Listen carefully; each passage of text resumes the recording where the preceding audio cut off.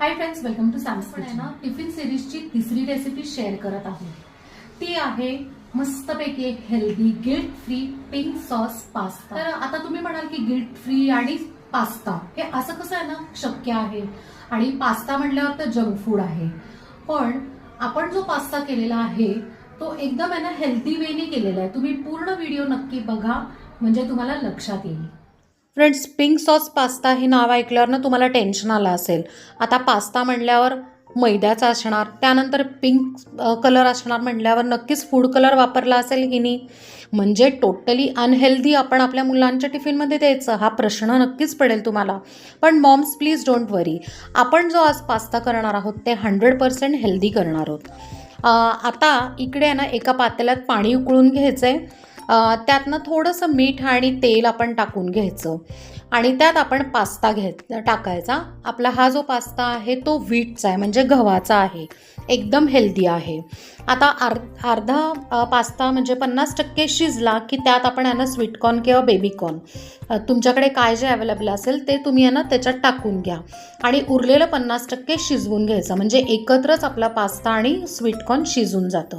त्यानंतर हा जो पास्ता आहे तो चाळणीवर काढून ठेवायचा, म्हणजे पाणी पूर्ण निथळून जाईल. आता एका पॅनमध्ये थोडं तेल आणि बटर टाकून घ्यायचं. बटर मेल्ट झालं की लसणाच्या ज्या पाकळ्या असतात त्याचे थिन स्लाईस करायचे आणि छान थोडेसे गुलाबी फ्राय करून घ्यायचे. आता त्यातनं 2 चमचे कणिक म्हणजे गव्हाचं पीठ टाकायचं आणि ते खमंग भाजून घ्यायचं. बघा, आता युजली आपण ना ज्या वेळेला सॉस करतो पास्त्यासाठी त्यावेळेला मैदा वापरतो, पण इथे आपण त्याला छान हेल्दी सबस्टिट्यूट म्हणून गव्हाचं पीठ वापरले.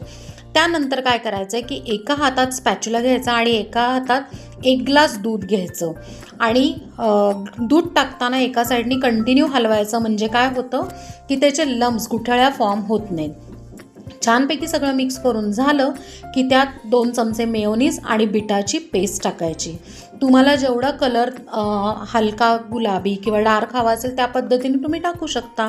आता काही मसाले टाकायचे, जसं की ऑरेगॅनो, चिली फ्लेक्स, काळी मिरी पावडर, त्यानंतर एक चीज क्यूब जी आहे ती किसून टाकायची आणि चवीप्रमाणे मीठ टाकायचं. त्यानंतर मिक्स करून झाल्यावर शिजवलेला पास्ता आणि स्वीटकॉर्न टाकून मस्तपैकी उकळी काढून घ्यायची आणि थोडंसं पाणी पण ह्याच्यात टाकायचं सॉस करताना. म्हणजे काय होतं की ना ज्या वेळेला आपला पास्ता जो आहे तो गार झाल्यावर जरा घट्ट होऊ शकतो, म्हणून करतानाच थोडासा पातळ करायचा. इथे बघा, आपला मस्तपैकी गरमागरम पिंक सॉस पास्ता तयार आहे. आपण टिफिनमध्ये पिंक सॉस पास्ता आणि स्नॅक्स दिलेले आहेत.